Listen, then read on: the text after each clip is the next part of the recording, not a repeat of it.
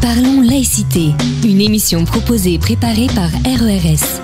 RERS, les réseaux d'échange réciproque de savoir. RERS est un groupe d'éducation populaire. Les citoyens et les citoyennes participants et acteurs actifs sont sans distinction d'âge, de conviction politique ou religieuse, ni d'origine culturelle ou sociale. L'objectif est de participer concrètement à la vie de la République, même modestement, dans notre ville et dans notre région. C'est pourquoi chaque mois, nous nous retrouvons pour échanger autour d'un thème qui devrait nous permettre de cultiver et de développer notre liberté de conscience. Bonjour à tous, bonne année, bonne santé, il faut bien commencer par là. C'est un plaisir de vous revoir encore pour cette nouvelle saison d'émissions de radio Parlons laïcité, pour la saison 2022. Je vous avais promis le mois dernier d'avoir Jacqueline Costa-Lascou nous parler des adolescents et de la laïcité. Hélas, 3 fois hélas, un problème de calendrier l'empêche d'être présent ce soir. Elle s'en excuse et elle m'a affirmé revenir dans l'avenir à une autre date. Cela étant, nous n'avons pas tout perdu parce que nous allons parler aujourd'hui de caricature et de laïcité. Et nous avons pour cela un dessinateur activiste, Jean Cry. Jean Cry, bonjour. Bonjour. Voilà, qui va pouvoir nous parler de cet art, de la caricature, du dessin, pendant une petite heure, avant d'avoir, bien sûr, vos questions-réponses. Jean Cry, c'est à toi. Merci, et puis merci de me recevoir. Donc oui, je me présente, effectivement, Jean Cry, dessinateur. Alors on dit artiviste, tout simplement parce que, comme j'aime bien dire, j'ai trop d'éducation pour poser des bombes. Je préfère poser des dessins et des affiches pour faire réfléchir. L'idée, c'est ça, c'est d'utiliser l'art et pour titiller, pour interroger. Et puis, quelque part, ça s'inscrit autour de la liberté d'expression. Donc, effectivement, liberté d'expression, ça veut aussi dire défendre la laïcité, défendre la liberté de conscience. Je vais peut-être commencer, même si je pense que vous êtes tous très aguerris à l'histoire de la laïcité, à rappeler quand même certains éléments concernant le dessin plus particulièrement. Il faut bien savoir qu'on est tous dessinateurs. Si vous vous souvenez, vous avez tous dessiné à un moment. Quand on était petit, quand j'interviens dans les écoles, par exemple, j'aime bien parce que quand j'interviens dans les écoles maternelles, je demande à tous les enfants, qui est-ce qui sait dessiner ? C'est logique. Et là, à ce moment-là, il y a tout le monde qui lève la main. Puis quand j'interviens dans les collèges, qui est-ce qui sait dessiner ? Il n'y en a plus un seul qui sait dessiner. Alors que c'est tellement plus difficile d'écrire des lettres que de dessiner des bonshommes. Mais voilà, il y a toute une approche culturelle, et notamment, on peut dire aussi que même l'éducation nationale travaille à dire que le dessin n'est pas sérieux. Il nous bride, et puis la peur du jugement de l'autre aussi fait qu'on dessine de moins en moins. Et on se rend compte qu'à un certain âge, vous avez des personnes qui arrivent à la retraite qui disent tiens, je peux enfin dessiner, je peux enfin peindre. Voilà, donc le dessin est vraiment un média qui est important, qu'on a toujours connu et qu'on connaît depuis toujours, depuis la nuit des temps, puisque avant l'écriture, c'était le dessin. Donc le dessin est vraiment un vecteur très important. Si on reprend les quelques textes un peu essentiels pour comprendre d'où ça vient. Bon, bien sûr, il y a, et ça vous l'avez sans doute abordé ici, la Déclaration des droits de l'homme de 1789, donc avec son article 10 qui dit « Nul ne doit être inquiété pour ses opinions, même religieuses, pourvu que leurs manifestations ne troublent pas l'ordre public établi par la loi ». Donc on voit qu'effectivement, dès 1789, la cité était déjà un sujet avant la loi de 1905. Mais aussi dans la loi de 1789, qui est toujours valable d'ailleurs, quand on va sur le journal officiel, il y a écrit toujours en version en vigueur depuis le 26 août 1789. Alors ça, c'est là qu'on se dit que notre République a quelque chose de bien autour de ça. Et surtout son article 11 de la loi, qui est vraiment notre socle, c'est la libre communication des pensées et des opinions est un des droits les plus précieux de l'homme. Tout citoyen peut donc parler, écrire, imprimer librement, sauf à répondre de l'abus de cette liberté dans les cas déterminés par la loi. Ce qu'on voit bien là, c'est qu'à chaque fois, c'est toujours la liberté qui est en premier, et éventuellement, on n'a pas le droit. C'est pas dans l'autre sens. C'est important à comprendre ça. Donc ça, on est en 1789.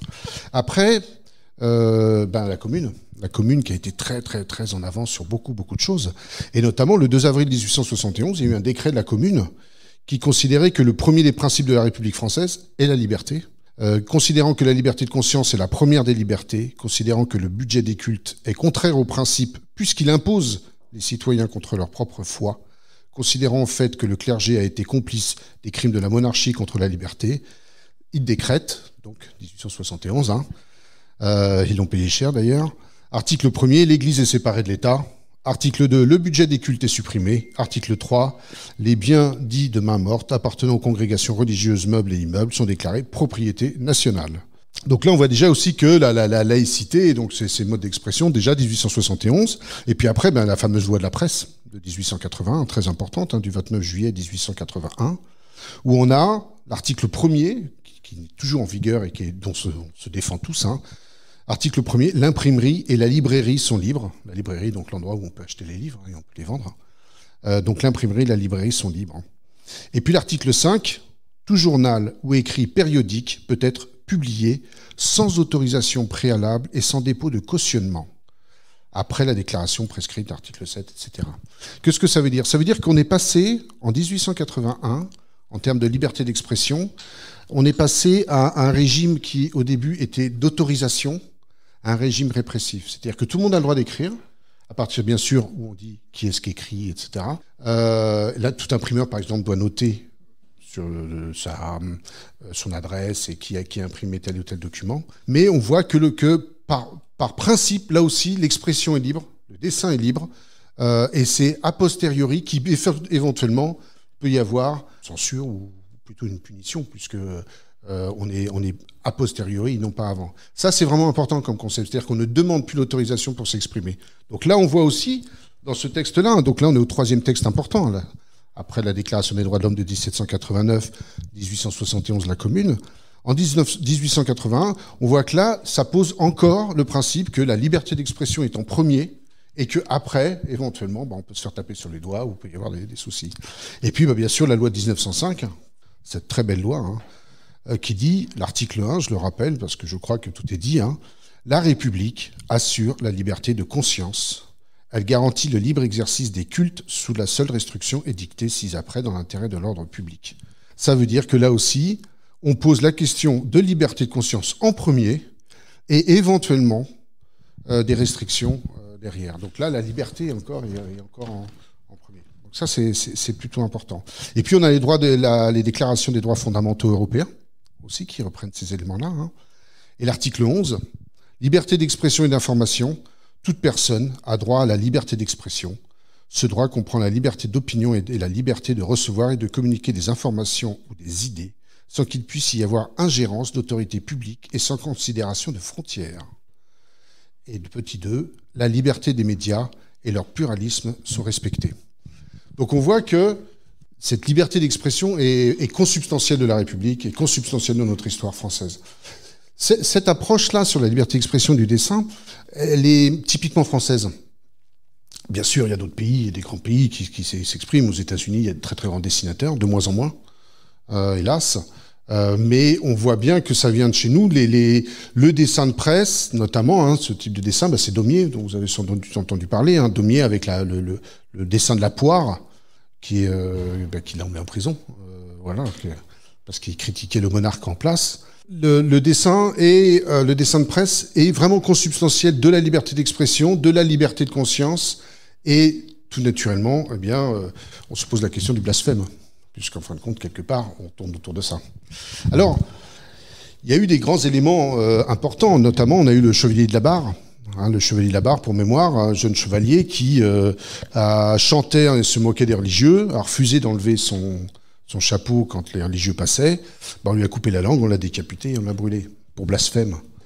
Quand il y a eu des débats à l'Assemblée nationale sur la loi 1905 et sur la laïcité, c'est Clémenceau qui disait « Dieu se défendra bien lui-même ». Donc on voit bien qu'à un moment, là aussi, les représentants du peuple disaient « Bon, écoutez, chacun chez soi, comme on dit, la République chez elle et la religion chez elle ». Donc, c'est très culturel.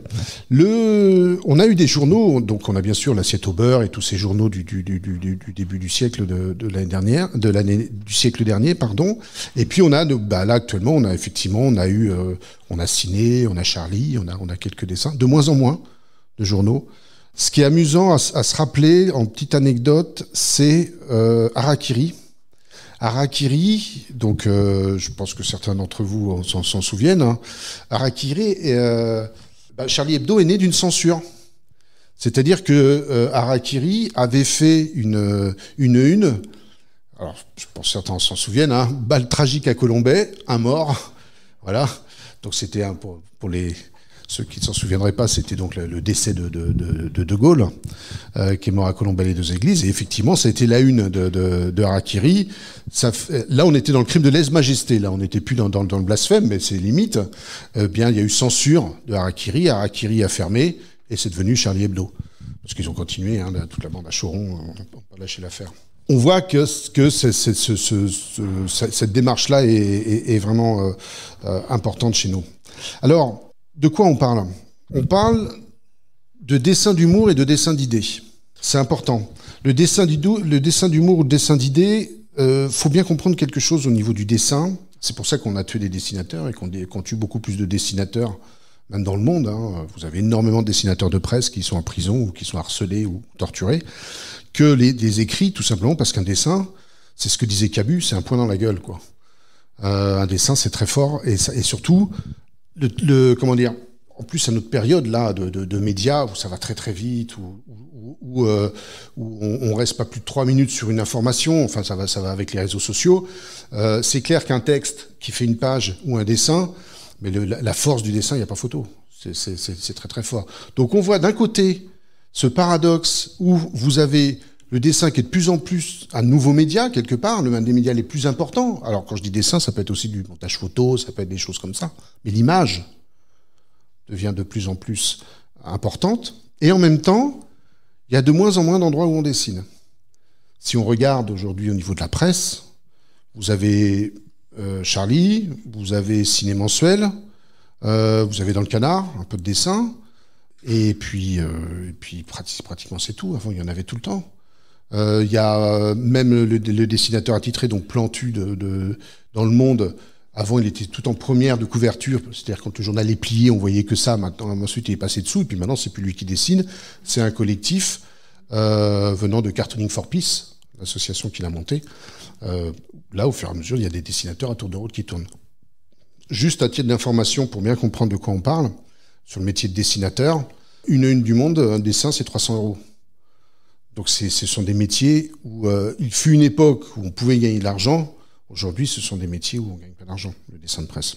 Donc on se retrouve, si vous voulez, avec peu de dessinateurs, ou plutôt beaucoup de dessinateurs, mais peu d'endroits où s'exprimer, peu de médias, et surtout une peur terrible du buzz média, du buzz sur Internet, du buzz sur les réseaux sociaux.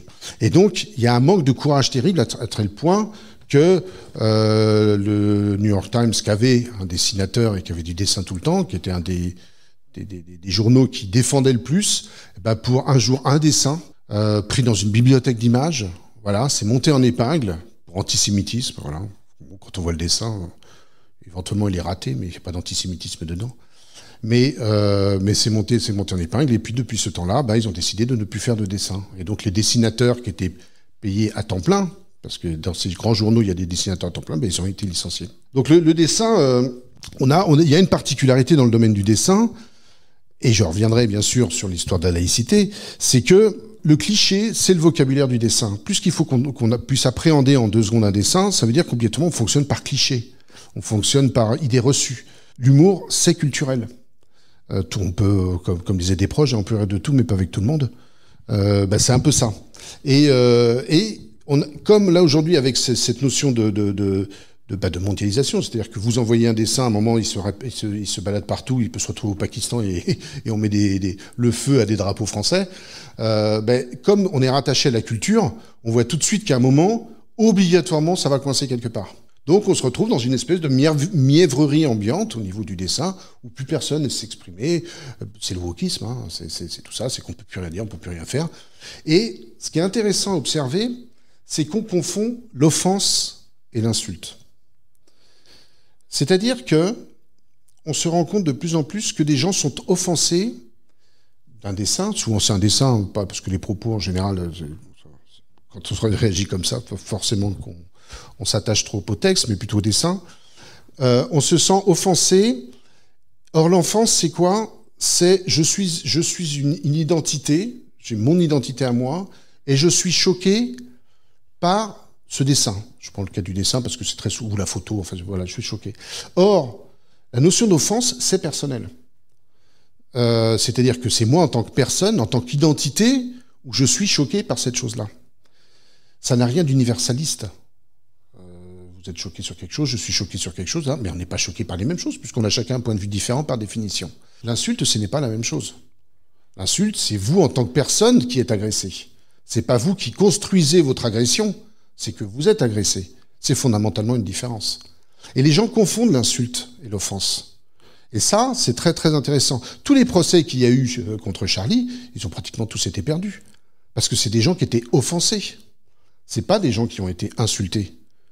Donc c'est pour ça que, quelque part, à partir du moment où on considère que la religion est personnelle, n'existe pas en termes de juridique. Il faut quand même savoir qu'en France, il y a près de 2000 cultes. Alors si on commence à faire la liste et puis à chercher l'élément commun pour savoir ce qu'on a le droit de dire, le droit de faire, on est mal barré. Donc ça, c'est personnel. Donc cette partie-là est personnelle. Donc si on considère qu'on a le droit de dire ce qu'on veut à partir du moment où on n'insulte pas et que cette notion de religion n'existe pas, là, cette notion de blasphème n'existe pas. Parce que j'ai le droit de dire ce que je veux et puis de toute façon, ça, c'est votre construction intellectuelle qui fait que vous êtes offensé ou pas. Et on n'est pas dans l'insulte en disant « Monsieur Dupont, il est comme ça » ou « Monsieur Untel » ou, bien sûr, ce qui est totalement illégal, et encore heureux, bien sûr, toutes les insultes racistes, les incitations à la haine, ou même ce qu'avait fait Trump d'aller au Capitole, etc. Ça, c'est illégal en France. Mais le reste, on a le droit de faire ce qu'on veut. Donc très souvent, je me suis rendu compte que les gens s'autocensurent. Vraiment, beaucoup. Alors, déjà s'autocensurent en général, et alors sur la religion, je n'en parle même pas. Effectivement, depuis le cas de Charlie puis Samuel Paty, alors là, c'est la fête au village, il n'y a même plus un 5, on ne peut même plus sortir une vanne. Ça a peur de se faire cigouiller, quoi. Le dessin, c'est particulier. En plus, historiquement, la caricature, alors là, ce qu'on appelle la caricature, hein, c'est pas de faire un dessin avec un gros pif, hein, c'est la caricature, c'est-à-dire de prendre un trait ou prendre un élément, et puis le tirer au max, caricaturer, c'est le principe. Hein. Donc la caricature, ça a toujours été contre la religion, contre le pouvoir. En général, ça a toujours été autour de ça, sachant que la religion, c'est un peu le contrôle des esprits, et puis le pouvoir, le contrôle des corps. Donc à chaque fois qu'il y a eu volonté de titiller un peu, on s'attaque à des deux grands contrôleurs. La caricature n'est pas une insulte, ça, il faut bien comprendre ça. La caricature d'une situation ou quoi que ce soit. On peut caricaturer quelqu'un de façon agressive. C'est pour ça qu'il y a quelque chose qui est très très important à comprendre autour du dessin en général et autour de la caricature. Ce qu'il faut bien comprendre, c'est l'intention. C'est-à-dire que dès que vous avez un procès, c'est très simple, c'est quelle était votre intention quand vous avez fait ce dessin. Je vais prendre un cas très concret. Mais vous imaginez une caricature de Christiane Taubira en singe. C'est bon, alors non, alors c'était intéressant cette caricature parce que je suis intervenu dans un collège et j'ai montré cette caricature en demandant est-ce qu'elle est raciste ou pas. Je vous la montre, je la décris. Hein. Il y avait écrit Rassemblement bleu raciste. En dessous, une caricature de Christine Taubira en singe, et puis la flamme du Front National. Premier réflexe, effectivement, quand on voit ça, il y en a plein, et d'ailleurs, ça a fait le tour du web en disant « Ah, ça y est, c'est Charb qui avait fait ce dessin, Charb est devenu raciste. » Charb raciste, ça n'a aucun sens. Mais qu'est-ce que ça veut dire quand on voit un dessin comme ça? Ça veut dire qu'un dessin, ça se lit, et qu'il faut savoir ce qui s'est passé. Qu'est-ce qui s'était passé? Eh bien, c'était qu'à l'époque, c'était la campagne présidentielle, et là, il est donc écrit Rassemblement bleu raciste. Et avant, c'était Rassemblement bleu marine. C'était ça, la campagne.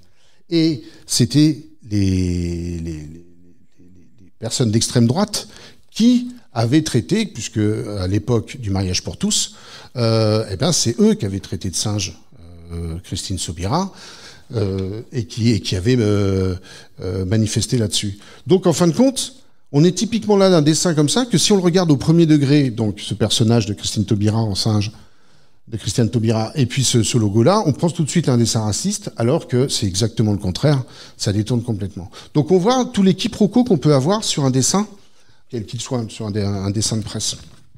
Alors, autour du blasphème, on a bien sûr tout ce qui s'est passé. On parlera bien sûr des caricatures de Mahomet, on ne peut pas ne pas en parler.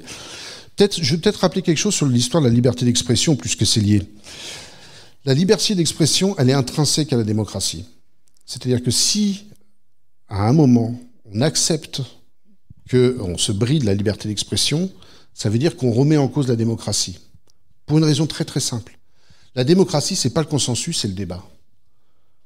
C'est pour ça que quand j'entends à chaque fois qu'on va dire « Allez, c'est le consensus, super, tout le monde est d'accord », moi, je crois que c'est en Corée du Nord qu'on fait comme ça, hein, ou dans certains pays comme ça. Sinon, en général, la démocratie, c'est le débat.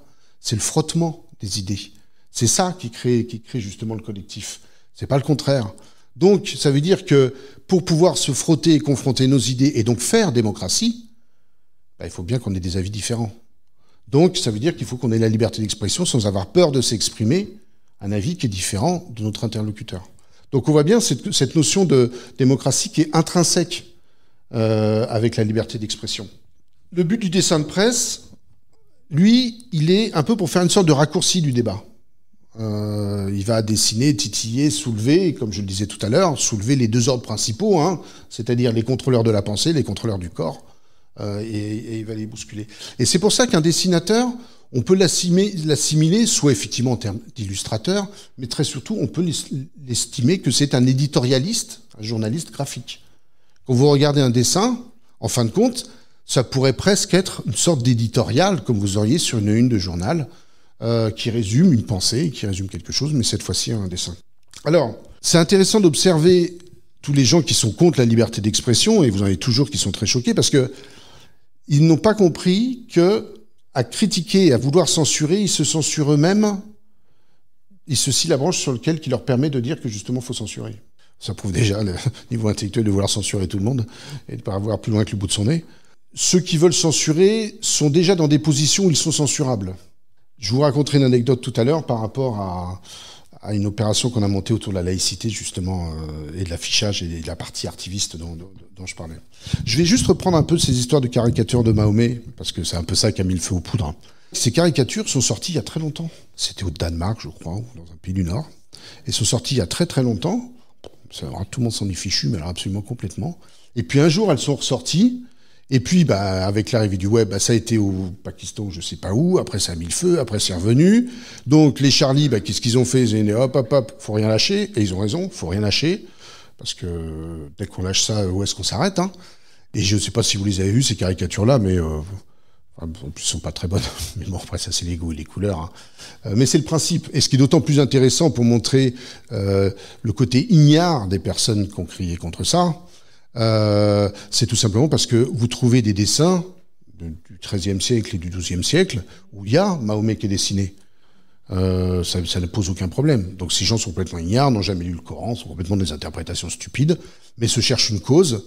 Ce qui peut interroger sur le modèle républicain qui ne répond plus à ce modèle et qui ne fait plus rêver, ce qui fait qu'il y a des gens qui sont obligés d'aller chercher ailleurs des modèles parce qu'ils ne se reconnaissent plus dans le modèle républicain, ce qui est quand même un souci. Alors, c'était intéressant parce que je donne des cours à l'université de temps en temps, et puis j'ai donné des cours il y a 2-3 ans à l'université de Créteil. Et donc, je me suis retrouvé, alors c'était en master, donc ils ont 20-25 ans, ils ont 20-25 ans, et bien sûr, je me suis retrouvé avec des personnes voilées. Et ça fait un peu bizarre, quoi. Enfin, moi, je suis peut-être trop vieux là-dessus, mais voilà, je me suis retrouvé avec à l'école, mais à l'université, on peut. C'est possible.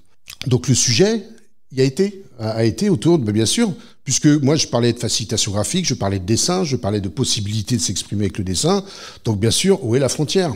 Et là, c'est très intéressant, c'est quand on fait le sondage en disant, bon, qu'est-ce qu'on a le droit de dessiner? Qu'est-ce qu'on a le droit de dessiner? Est-ce qu'on a le droit de dessiner la religion? Pas la religion, etc. Pourquoi, etc. Et c'est très intéressant de voir comment, à un moment, le collectif a coupé, et je pense que c'est volontaire, hein, au niveau de couper la capacité aux citoyens de dire non, de dire je ne suis pas d'accord. On sent, si vous voulez, que y a on donne de moins en moins les outils de la boîte à outils critique intellectuelle. J'ai vu ce que répétaient les jeunes, donc c'était Bac+5, ça veut dire qu'ils vont arriver sur des postes à responsabilité, hein, à court terme. Comment, à un moment, on sentait qu'il y avait une défaillance au niveau du processus intellectuel de remise en question dans la société, qu'est-ce que je peux, qu'est-ce que je peux pas, qu'est-ce que j'ai le droit, etc. On sentait que, oui, c'était des belles machines, ça savait compter, machin, pas de problème, ça savait écrire, mais à un moment de dire, juste où est-ce que je suis, quel est mon rapport à l'autre, quel est mon niveau de tolérance, est-ce que je suis dans le doute, est-ce que je m'interroge, est-ce que je questionne. On sent que toute cette partie-là n'est pas passé. On n'a pas formé ces gens-là, on leur a pas donné cette matière à penser. On leur a injecté des trucs dans la tête. Et là, c'était très révélateur autour du dessin de presse. Quelque chose qui était assez intéressant, avec quelques amis, on a fait une affiche qui s'appelle La religion, c'est perso. Voilà, parce qu'à un moment, ça commençait à être gonflant, parce que le principe, c'est très simple, vous verrez en politique, c'est que dès qu'il y a un problème, bon là c'est le vaccin, c'est bien, on nous met le vaccin devant, comme ça ils peuvent faire ce qu'ils veulent derrière, mais avant c'était la religion. Dès qu'il y avait un truc, allez, je te fais une loi, je te refais 1905, etc. Et tout le monde qui s'énerve autour de ça, puis pendant ce temps, ils font leur cuisine, ils privatisent, ils font ce qu'ils veulent, etc. C'est la fête au village, mais on nous agite les chiffons rouges. Et à cette époque-là, ils étaient encore en train de nous agiter les chiffons rouges, alors que pourtant la loi est plutôt bien faite, il suffit juste de la respecter. Et ils nous agitaient ça. Donc, avec quelques amis, on a décidé d'imprimer des affiches, La religion c'est perso, et on a été les coller. Et puis, ce qui est amusant, c'est d'aller les coller à Montreuil, d'aller les coller dans des endroits un peu chauds, où il y a un peu de barbu, quoi. Et donc, je me souviens, avec une amie, on était en train de coller à Montreuil, et puis là, on voit une troupe de Maghrébins qui était en train de tenir le mur comme je le faisais à leur âge. Voilà, ils tenaient le mur, et puis on était dans les cités. Et puis, ouais, monsieur, vous faites quoi et tout. C'était sympa, moi je trouvais bien, tu vois, regarde, etc. Et puis bien sûr, je leur pose la question, même si c'est perso, est-ce que tu es musulman? Est-ce que vous êtes musulman? Alors ils me disent, ouais, vous êtes musulman, mais si vous collez ça, vous êtes contre. Et c'est là que c'était intéressant. Je leur dis, mais non, je suis pas contre. C'est que justement, parce que c'est la laïcité que tu peux être musulman. C'est parce que justement, on est dans un pays laïque que tu peux être musulman, sinon tu serais chrétien ou tu te tais. Et c'est monté. Et pareil avec mes étudiants, c'est à moi, j'ai dit, mais attendez, si vous pouvez porter un voile, c'est justement parce qu'on est laïque, sinon vous auriez une croix et c'est rien. C'est tout. Alors, regardez les pays où il n'y a qu'une seule religion, c'est comme ça. Et donc, je touchais là, si vous voulez, ce que c'est le fait d'aller coller des affiches dans des endroits, voilà, bon, où on se dit, bon, en plus, moi, je cours pas vite. Donc, bon, et de dire, ok, on vient, on discute. On discute sur la religion, on discute sur la laïcité, sur la caricature, quelque part, parce que c'était un dessin, voilà, je vous en ai amené quelques-uns. Et d'interroger. Expliquer aussi simplement que de dire... Moi, à chaque fois, je rappelle la règle numéro 1, c'est garantir la liberté de conscience. Voilà, c'est tout. Donc c'est justement, si tu as une liberté de conscience, tu as le droit de me parler, tu as le droit de dire ça, c'est parce que justement la République... Donc défends-la si tu veux continuer à t'exprimer. Là aussi, c'est pareil, réfléchir. Cerveau. Donc là, j'ai vu vraiment ce que c'était le principe. C'est que autour du dessin, de la religion, du blasphème, du dessin de ça, il y a une impasse qui est faite parce qu'ils sont tellement frileux dans les gouvernements, ils sont tellement frileux qu'ils font des trucs tellement institutionnels que c'est d'un pénible. Et alors, le pompon de la cerise, comme on dit, c'était la campagne, je ne sais pas si vous avez vu cette campagne, mais comment on peut faire un truc aussi nul que ça? C'était une campagne européenne. Alors je sais plus, c'est du genre Mohamed et Sylvie s'entendent bien, c'est ça la laïcité. Qui sont ces gens qui intellectuellement se prêtaient ce qu'on s'appelle Mohamed et qu'on peut parler à Sylvie, c'est un rapport avec la laïcité. Je veux juste savoir comment ils ont été conçus ces gens-là et surtout quelle est la chaîne de décision qui à un moment a dit ok bon à tirer. Donc on est dans cette médiocrité intellectuelle, on peut le dire, quoi, de cette pauvreté intellectuelle où on se rend compte que les gens, ils ont rien compris, quoi. Beaucoup ont rien compris. Donc, dès que vous commencez à faire un dessin où vous faites une vanne sur un curé, le pape, ou quoi que ce soit, bah alors, ça y est, on va me crever mes pneus, on va me mettre le feu chez moi, quoi. Je pense, je trouve qu'on rentre dans une période, et moi, en tant que dessinateur, c'est pour ça que je me revendique artiviste, c'est-à-dire d'utiliser l'art pour faire réfléchir. On rentre dans une période de mièvrerie générale, où globalement, on peut pas dire grand-chose, on peut pas, dès qu'on fait un bout de dessin, c'est l'agression, c'est quoi que ce soit, c'est mal interprété, et ça, c'est valable partout, ce qui fait que tout doit être lisse, on peut plus parler de sujet, on peut plus lever de sujet, ce qui fait qu'il n'y a pas de débat. Et comme il n'y a pas de débat, on se retrouve effectivement avec un Jupiter qui décrit, qui va emmerder les gens, qui sont des citoyens libres et égaux, mais pas forcément égaux, parce qu'ils n'ont pas pris la bonne piqûre. Voilà, donc en termes de dessinateur, et par rapport au dessin et à la laïcité, on voit qu'à un moment, le champ se réduit de plus en plus, et que les épisodes, donc bien sûr l'épisode Charlie, et puis l'épisode, Samuel Paty, oui, on fait très mal. On fait très mal parce que la réaction, elle a été que institutionnelle. Ils ne mettent pas en avant, moi je trouve personnellement en tant que dessinateur, j'ai ce regard de liberté d'expression, ils ne mettent pas en avant les avantages de défendre ce modèle-là. ils sont toujours dans un mode défensif. À chaque fois, la laïcité, elle est ramenée dans un mode défensif et pas dans un mode de liberté. On ne montre pas assez ce que c'est que la liberté d'expression, la liberté de conscience étant liée. La liberté de conscience et la liberté d'expression n'est pas assez mise en avant. Et donc, à chaque fois, les gens se sentent coupables en disant comme si j'ai fait une bêtise, est-ce que j'ai le droit, etc. En résumé, le dessin de presse, la caricature, le dessin de presse, la caricature, est vraiment une culture française. D'ailleurs, je suis le trésorier de l'association France Cartoon, qui est l'association des dessinateurs de presse francophiles. Nous avons beaucoup de dessinateurs étrangers. On en a en Syrie, on en a, enfin ceux qui restent, on en a en Turquie, on en a aux États-Unis, etc. Parce que quelque part, il y a une sorte de tropisme en France autour du dessin de presse. Il existe même un festival à Saint-Just-le-Martel qui existe depuis 40 ans. Alors Saint-Just-le-Martel, je pense que personne ne vous connaît, c'est 2500 habitants, c'est près de Limoges. Et ça fait 40 ans, c'est extraordinaire ça fait 40 ans qu'ils font un festival de dessin de presse et d'humour, et les gens, sauf depuis le Covid, viennent du monde entier, dans ce tout petit village, parce que 2500 habitants, qui est complètement dédié au dessin de presse. Donc on loge chez l'habitant, c'est génial, et il y a tout le monde qui vient, quoi. Donc les Charlie venaient là. La dernière fois, Coco, une des dessinatrices de Charlie, est venue. On avait 2 camions de CRS, etc. Puisqu'avec ce qui s'est passé, quoi. Et même à chaque fois, il y a les gendarmes, il y a tout. Enfin, maintenant, à chaque fois, on est sursurveillé. Mais j'allais dire, même un tout petit bled comme Saint-Just, où on est accueilli adorablement, ça fait venir des dessinateurs du monde entier parce que c'est français. Cette approche-là, c'est vraiment français. Et je finirai en disant une seule chose. Le dessin de presse, ou la liberté de la presse, et ça c'est pas de moi, ça ne s'use que quand on s'en sert pas.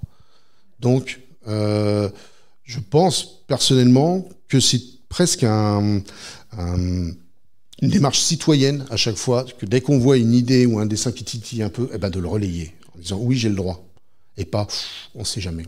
Voilà, j'ai dit. Merci. Parlons laïcité, le débat.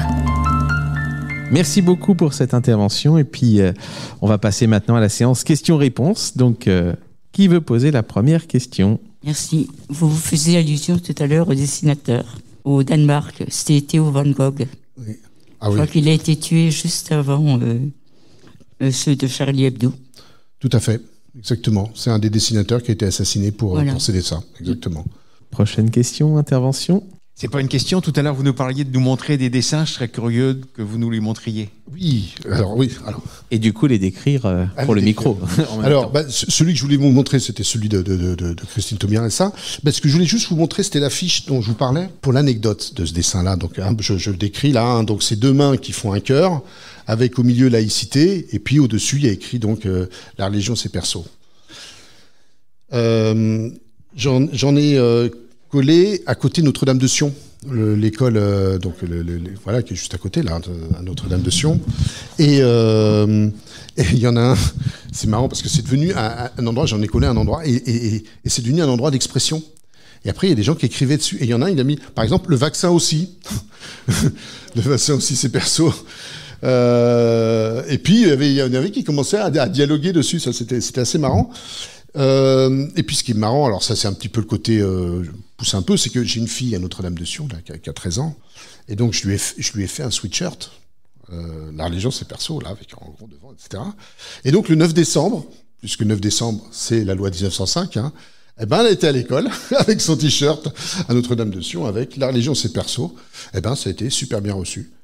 Et même le prof d'art visuel présente parmi les dessins, présente celui-ci aussi, quoi.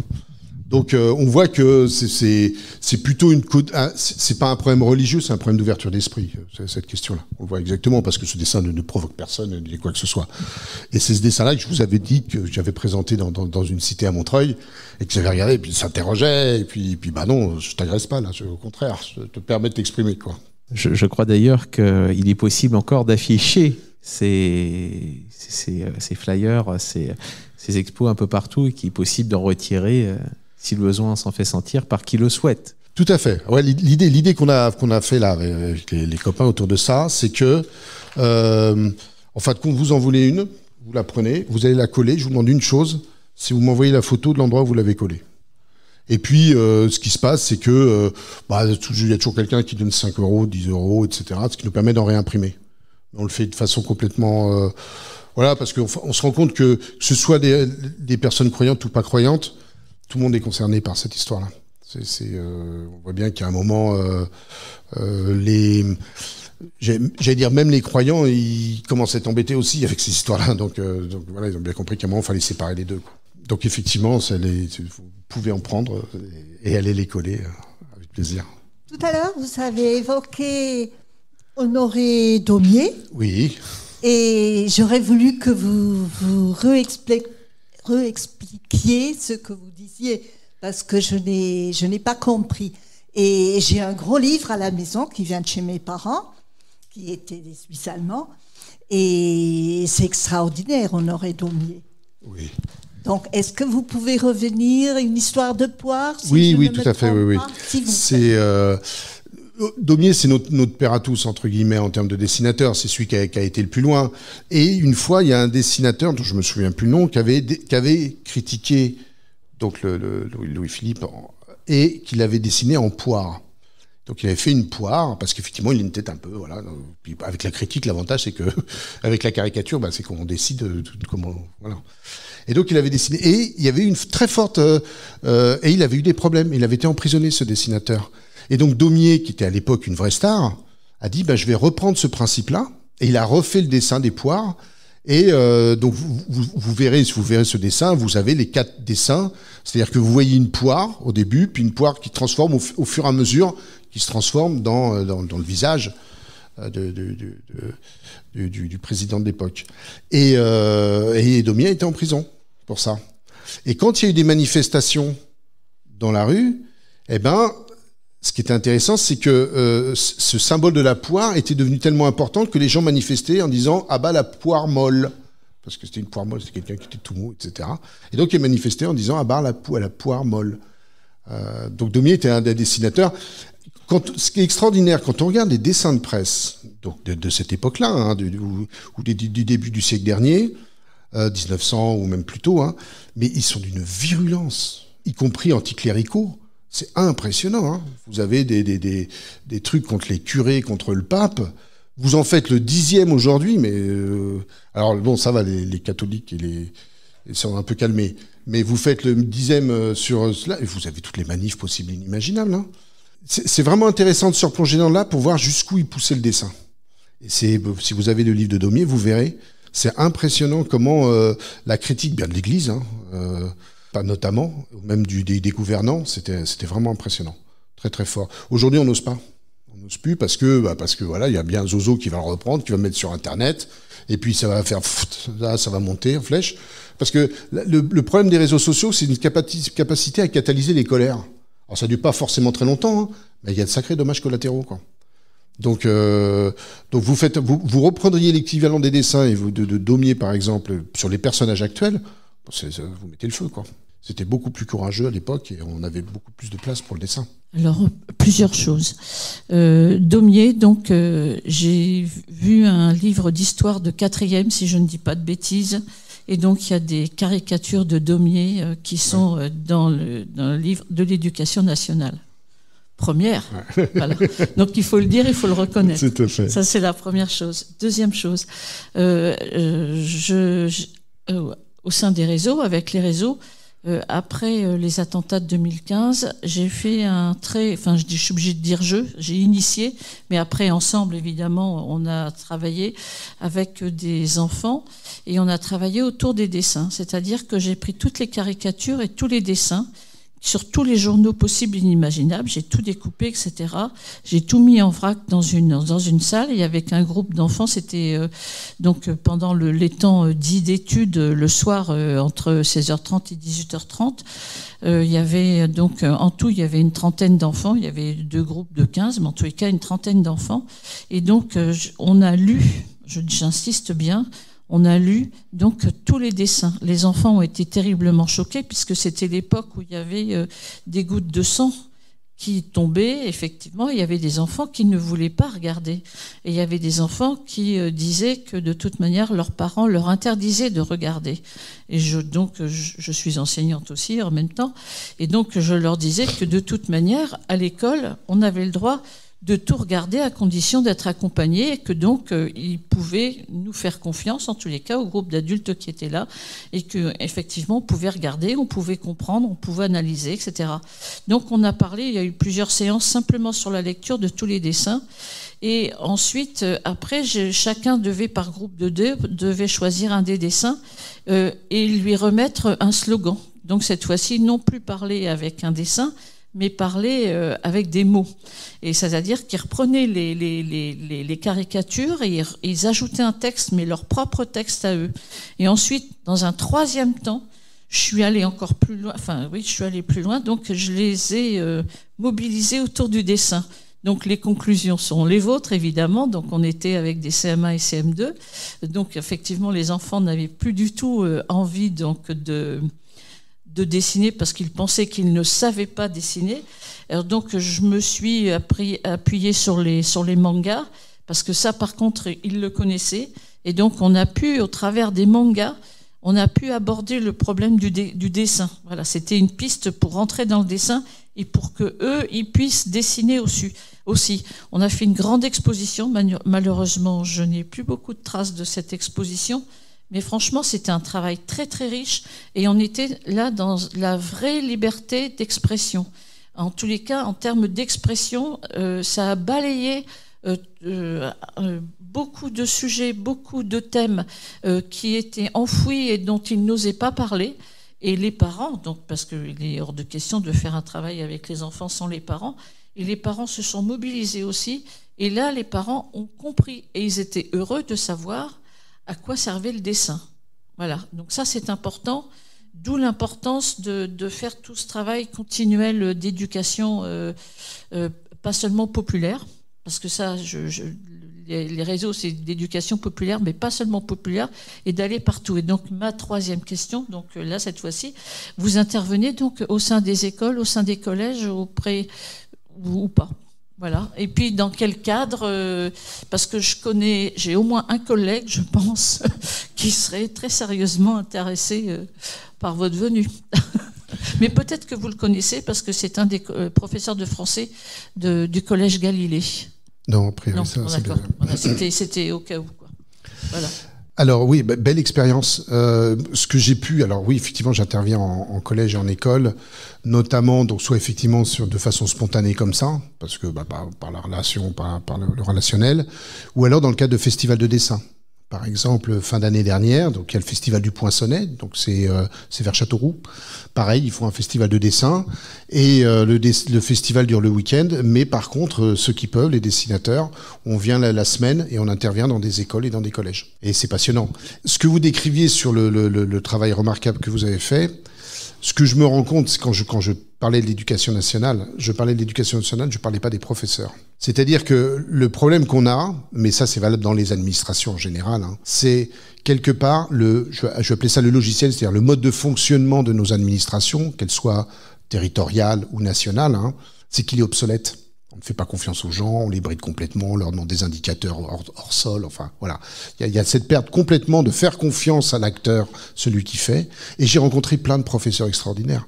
Quand je suis donc intervenu fin d'année dernière dans les collèges, c'est génial. Vous arrivez dans un collège, bon, Châteauroux, c'est pas Paris, quoi. Voilà. Et des gens qui se sont mobilisés, super bien reçus. Il y a plusieurs classes, vous avez plusieurs classes, vous intervenez. Ils ont fait un travail préparatoire avec le centre de documentation, avec la documentaliste et avec les profs.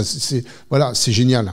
Donc oui, quand je parlais d'éducation nationale, je parlais surtout pas des professeurs. Il y a plein de professeurs qui font un travail remarquable.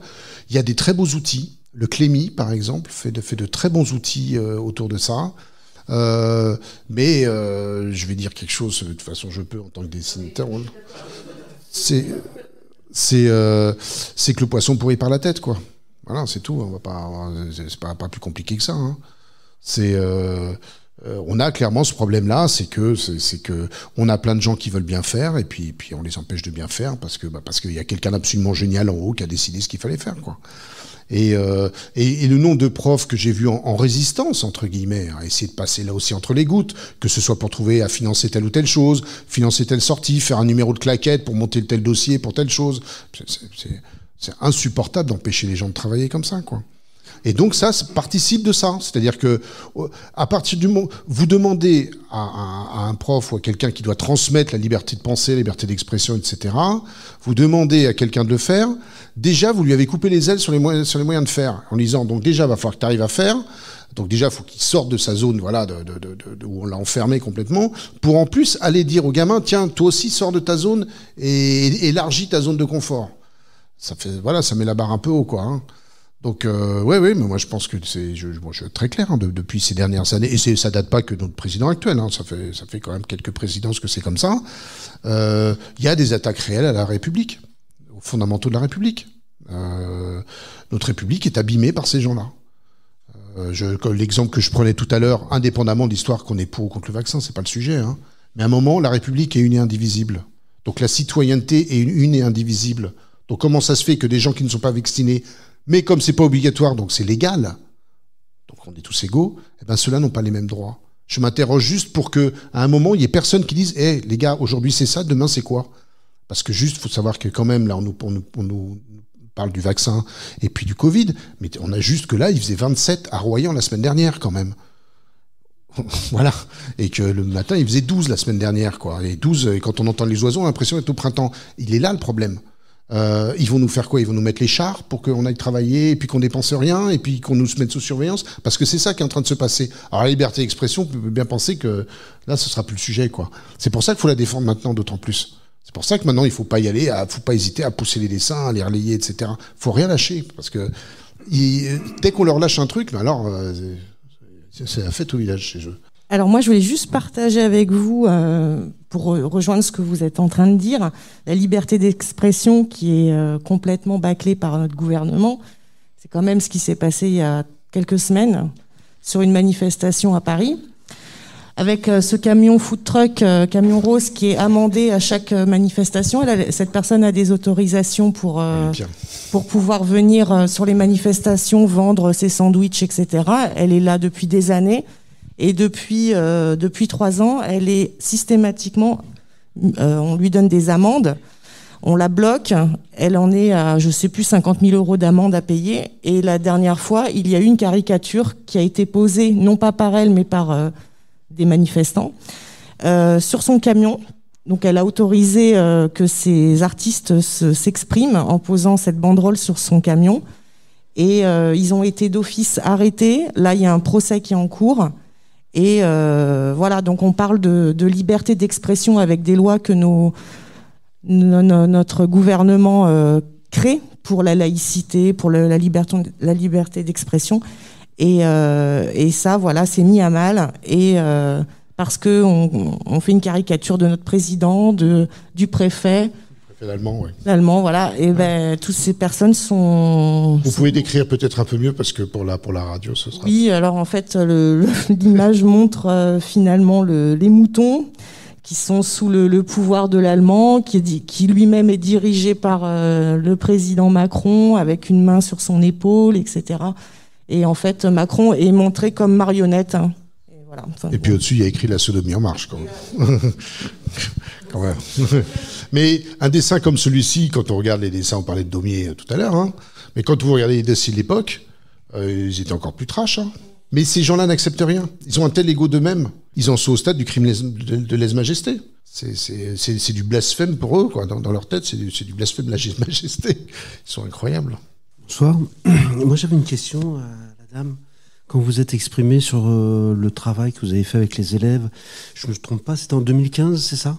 Et ma question, c'est la suivante. Est-ce que vous pensez qu'aujourd'hui, avec tous les événements qui se sont passés depuis 2015, est-ce que vous pensez pouvoir refaire ce même travail dans les mêmes conditions, avec la même participation des élèves, des parents, de l'éducation nationale?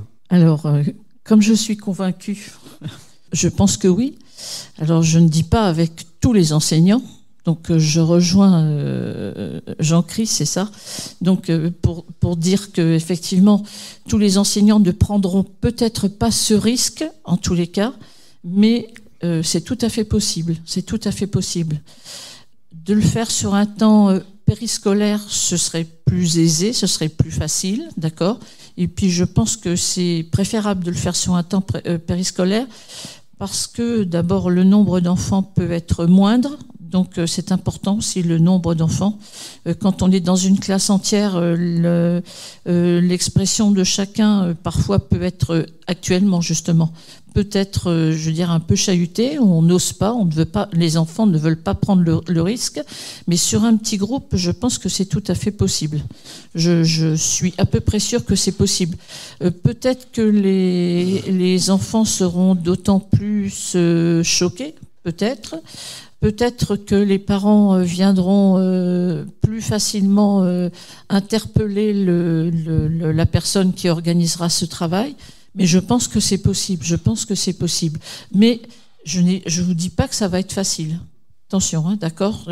Voilà. Il faut que ce soit bien cadré, il faut que ce soit présenté avec certainement un préalable, avec un travail autour de la liberté d'expression, justement, et seulement la liberté d'expression, un travail préalable au départ. Je le mènerai avec une lecture d'autres documents, certainement avec des références historiques aussi. C'est-à-dire qu'il ne faut pas le faire comme ça, je veux dire, du jour au lendemain, ça se prépare. Voilà. Je pense que ça se prépare, mais je crois que si on cadre, si on met des références culturelles en face, si on dit aussi que ça a déjà été fait, parce que ça a déjà été fait, et non seulement cette expérience-là, mais il y en a plein d'autres d'expériences de ce genre, je pense que c'est tout à fait possible. Et enfin, ce sont mes convictions, d'accord ? Je parle bien en termes de conviction parce que j'y crois, parce que je crois qu'il faut continuer d'y croire. Voilà. Donc par rapport à ça, je voudrais ramener une expérience équivalente à celle-là, mais qui se passe maintenant et qui me laisse nettement moins optimiste qu'Annie Lambert. Je connais une professeure des écoles qui régulièrement, pas tous les ans, mais régulièrement, fait entre autres des dessins sur la sorcellerie et sur le monde d'Harry Potter. Et cette année, donc il n'y a pas que des dessins, mais il y a des dessins aussi, les enfants dessinent, les enfants fabriquent des objets, etc. Et cette année, elle s'est retrouvée en but, elle et son école donc, à des parents, alors que moi j'appelle intégristes, mais ce n'étaient pas des intégristes type islam, etc. C'était juste des chrétiens évangéliques et qui ont reproché plus que vertement et qui ont fait savoir et qui ont fait... Bon, ça n'a pas été aussi loin puisque il s'agit de ma fille. Hein. Ça n'a pas été aussi loin que ça n'a pas été trop loin, mais ça l'a mise en grande difficulté. Heureusement qu'elle a eu le soutien de sa hiérarchie, qui n'est pas toujours le cas, et ce qui n'a pas été le cas pour Samuel Paty.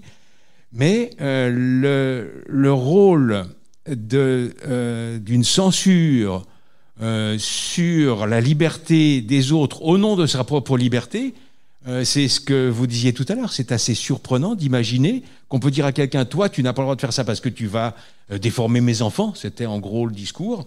Tu vas déformer la façon de penser de mes enfants, alors que celle que je leur donne, elle est mieux, sans s'occuper de l'enfant, puisque l'anecdote, c'est que les enfants, il y avait 2 frères, étaient effrayés de la réaction de leurs parents, mais que petit à petit, comme ça a continué quand même, heureusement qu'il y avait un soutien, les enfants se sont détendus et ont accepté d'aller dans quelque chose qui s'opposait donc à leurs parents, donc ont accepté une forme d'émancipation. Donc ce que vous nous disiez tout à l'heure, c'est liberté d'expression, ok, toutes les libertés, mais l'objectif politique, quand on critique les politiques, l'objectif politique, sans chercher à critiquer, c'est comment on obtient l'émancipation des personnes qui ou bien s'opposent, ou bien ne comprennent pas, etc. Et donc ce travail-là doit être accompagné et doit être continué absolument, hein, parce que c'est... qui dit liberté de conscience dit le côté, le revers ou l'envers, enfin, ou l'avers politique, c'est le développement de la démocratie, le développement de la République. C'est pas pour le plaisir de contrarier des gens. C'est ce que vous disiez exactement, c'est-à-dire que on se rend compte que ce sont des affaires de personnes. S'il n'y a pas de portage au plus haut niveau, donc que ce soit au niveau de l'établissement, au niveau de l'académie ou quoi que ce soit, faut se battre déjà pour exister, déjà pour faire le projet, et puis après se battre à faire le projet, et puis après à protéger, etc. Et puis on se fait lâcher dès qu'il y a un truc, parce que le courage, hein, c'est pas forcément quelque chose qui est bien réparti. Là, par exemple, je vous disais par rapport au Clémy, mais il se trouve que au Poinçonnet, c'est dans l'Indre, c'est le Canopé, donc Canopé qui est l'institut qui accompagne l'éducation nationale, hein, qui est d'ailleurs en train d'être là aussi abîmé complètement et restructuré complètement, avec perte d'autonomie et tout. Enfin, voilà, ils sont en train de casser de joujou comme ils font partout. Et Canopé là-bas était très investi, et c'était un soutien de Canopé avec les profs, donc il y avait une vraie démarche. Tout seul sur son île déserte faire un projet comme ça, c'est un travail de fou, quoi. Il faut vraiment faire ça à plusieurs, hein. Et surtout être effectivement protégé. Si on n'est pas protégé, ça n'a pas de sens. Aucun de nous n'est un combattant de la République. Enfin, je veux dire, on est juste des citoyens, libres, égaux en droit, et on s'exprime en tant que tel, quoi. Et moi, je voudrais revenir un peu sur ce que vous avez dit sur le fait que les dessinateurs français sont parmi les premiers ou parmi les plus importants au niveau humoristique, etc., et pour la laïcité. C'est tout à fait vrai. Je suis tout à fait d'accord là-dessus. Mais j'ai vu, par exemple, avec le Irak en Algérie, il y a un journaliste que vous devez connaître qui a fait des remarques, des images absolument sensationnelles. Quand il est sur un balcon, devant tout le peuple algérien qui est en train de protester, etc., et qui a dit « Je vous ai compris » avec le chapeau d'un colonel, bien entendu. C'est quelque chose d'assez remarquable. Des images comme ça, évidemment, c'est des images qui frappent, qui sont les plus importantes, hein. Deuxièmement, ce que je voulais dire, c'est que, par exemple, la laïcité, c'est un problème qui est un problème permanent et sur lequel il faut lutter en permanence. J'ai ici, par exemple, un article récent dans notre hebdomadaire qui parle justement de la laïcité et en disant que finalement la laïcité n'est pas un phénomène nouveau. Déjà en 1789, comme vous l'avez dit tout à fait, on parlait de ça. Et la loi de 1905, etc. Un article très intéressant que vous trouvez dans un hebdo, là, hein. C'est dans l'Obs si vous voulez savoir, et qui parle de toute l'évolution des histoires de la France, qui est un article remarquable, hein, qu'ils ont fait récemment. Dernier point, si vous voulez, qui me paraît intéressant, c'est de me poser la question pourquoi les problèmes de laïcité et de liberté et de république sont si importants en France, ont été si importants en France, et qu'actuellement, en France comme dans le monde d'ailleurs, on abandonne complètement ces notions-là, à cause bien sûr de l'argent principalement, parce que la monétarisation de l'argent, c'est l'élément principal de toute discussion politique à l'heure actuelle, et les problèmes d'humanité et de liberté, on les oublie complètement. C'est ça qui est le vrai problème, c'est comment on peut lutter avec ce qu'on fait aujourd'hui, bien entendu, mais c'est très limité, comme vous le voyez, hein. Comment peut-on arriver à toucher les gens? Il y a eu des philosophes au XIXe siècle, sensationnels, des écrivains, Victor Hugo, on les connaît tous à peu près, mais comment se fait-il que ces gens-là n'existent plus aujourd'hui? C'est terminé. Les philosophes qu'on voit à l'heure actuelle, avec des chemises blanches et bien ouvertes, ils me font rigoler, ces philosophes-là, hein. Vous voyez ce que je veux dire, hein? Alors, où sont-ils les vrais philosophes aujourd'hui? Parce que c'est ça qui manque à la France à l'heure actuelle, et en Europe, et dans le monde. Et il y a des philosophes, il y a des gens qui travaillent, la preuve, vous êtes là. On a, en plus, la France, c'est un pays politisé. Il y a des pays qui sont pas politisés. Nous, on est un pays politisé, la preuve, vous voyez, on est à Évry, et on est en train de discuter de sujets qui sont quand même plutôt philosophiques, quand même, et plutôt d'un haut niveau. Donc, il y a un truc qu'il faut bien comprendre, hein, c'est que le libéralisme économique est antinomique de la démocratie. C'est pas compliqué. À partir du moment où on demande aux gens de réfléchir, de s'exprimer, on peut pas leur vendre n'importe quoi. Donc, on a, depuis quelque temps, notamment avec les grandes puissances financières et les GAFAM, donc Google, Apple, Facebook et compagnie, un vrai travail de transformer le citoyen en consommateur. En plus, eux, comme ce sont des entreprises mondiales, ils prennent le plus petit dénominateur commun. C'est-à-dire, pas de fesses, pas de sexe, pas de religion. Donc on se retrouve à Disneyland, quoi. Donc toute la communication, tout ça, c'est... quand vous avez le tableau de Courbet, l'origine du monde, qui est systématiquement censuré sur Facebook, c'est quand même... voilà, et c'est valable pour des statues des statues en marbre qu'on trouve à Rome, qui sont censurées par les robots automatiquement sur Facebook, et tout ça parce qu'ils sont nus. Donc là, vous avez d'un côté des puissances financières qui n'ont strictement aucun intérêt à qu'il y ait une vraie démocratie, qu'il y ait la vraie liberté d'expression, y compris d'aller dénoncer, ne serait-ce qu'une société comme Pfizer, qui il n'y a pas plus tard qu'il y a 2 ans, a été condamnée à plus d'1 milliard d'amendes parce qu'ils ont trafiqué leurs chiffres sur tous leurs chiffres médicaux là, qui donnent justement pour faire avaliser leurs médicaments. Quand même, je veux dire, bon, ça va super loin, quoi. Mais ça, on peut pas le dire. Là, tous les discours que vous avez, je trouve ça très intéressant l'épisode du Covid par rapport à ce que vous disiez, parce que là, on a basculé en mode religion entre guillemets, quoi. C'est-à-dire, il y a une religion, c'est le vaccin, voilà. Donc on a interdit officiellement aux médecins de soigner, ce qui s'est jamais vu. Donc il y a une religion là-dessus, on fonce là-dessus. Plus de propos, donc les grands médias qui ne sont plus des médias publics, mais qui sont des médias privés, c'est-à-dire globalement Google, Twitter, Facebook, Instagram, etc., ont eu des instructions pour filtrer tout ce qui était toute forme de débat.